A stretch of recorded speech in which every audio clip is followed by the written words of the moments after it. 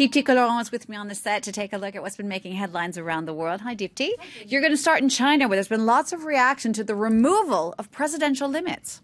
That's right. Let's start with the Global Times to really take a jab at the criticism that is predominantly coming from the West about abolishing presidential term limits and what that means for democracy. I quote the paper, which says, "In these years, we've seen the harsh reality that the Western political system doesn't apply to developing countries and produces dreadful results." Now, look at the language from another Chinese paper, China Daily. Their editorial calls they say support for changes belie naysayers' prejudice. They call critics ignorant with a, quote, mean, malicious predisposition towards China's political system out of, I quote, their irrational, subjective and unprofessional ideological bias. So they're not really mincing their words today. Now take us through some of these critical pieces in the West. Well, let's start with a cartoon from the British daily, The Times, that really does sum it up, and it does reflect what a lot of people in the Western press have been saying. Mao and forever, now and forever, a play on words. Many a comparison has been made between President Xi Jinping and Chairman Mao, the founder of the Communist Party, a totalitarian leader, albeit. Particularly criticism about Xi becoming essentially now president for life, even though the Chinese press say it won't be that easy. The conservative Washington Times paper calls it a wrong turn, deploring a, quote, return of the cult of personality where the Communist Party is reasserting itself through society and personal liberties are being curtailed. Let's come back now to France, where the far-right party held a Congress over the weekend in which the far-right leader, Marine Le Pen, put forward a name change. A name change for the party. She's proposed calling the party the National Rally, but not everyone's buying it. Let's start with France 24's web team, which call it a new name, but same old, saying the far-right rebranding is no revolt. I quote, "The National Front by any other name will smell just as sweet or just as foul, depending on the nose of the beholder," while the Berlin-based paper Die Tageszeitung says it's an attempt to de-demonize with the KKK, running here a picture of Steve Bannon, who was, of course, special guest at that party conference, and Marine Le Pen, accompanied by the caption, "Who's colluding with whom?"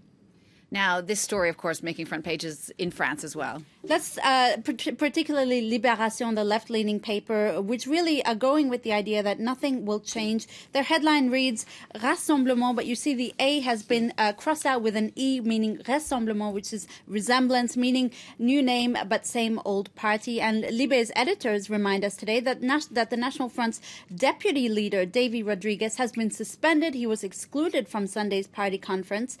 This after he was accused of making racist comments towards staff at a bar on the weekend while he was drunk, allegedly. Libé is pretty disgusted here, saying, I quote, "The label might change, but it's still the same bottle that contains the same poison." Deepti, another story now from Japan, where the Prime Minister Shinzo Abe is facing new allegations of corruption, this time involving his wife. They're facing cronyism allegations, Jeannie. This after the Finance Ministry admitted to having altered documents over a discounted state land scam sale. This scandal dated back to last year when the government was accused of slashing the price of public land that was sold to a right-wing school developer. It's believed that Abe's name and other Japanese lawmakers featured on the original documents, but these were then doctored by the ministry after the scandal broke last year. Now, opposition members are calling for Shinzo Abe to step down, particularly because he has said previously that if he or his wife were shown to be involved in the scandal, well, he would resign.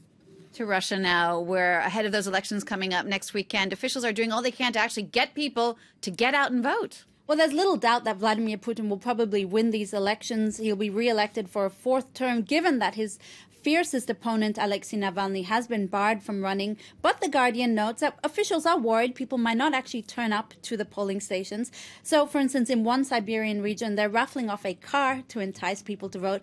The idea being you could win a car, but you have to vote. In another city, they're raffling off an iPhone 10.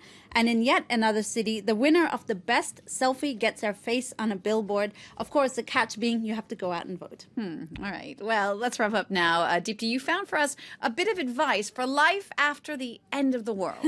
The Guardian explains, this is actually stemming from a true story. The Guardian explains that the U.S. retail giant Costco started stocking $6,000 doomsday prepper food kits, i.e. kits you'll need to survive after the end of the world.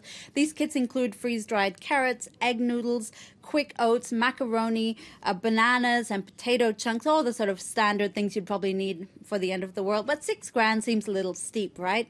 So the Guardian has interviewed a prepper shop owner, this actually exists, who says you could do it for around $1,000. His advice, get a bit of everything because no one likes too much of the same thing. You need to stockpile your food gradually so you don't alert suspicion from your neighbors.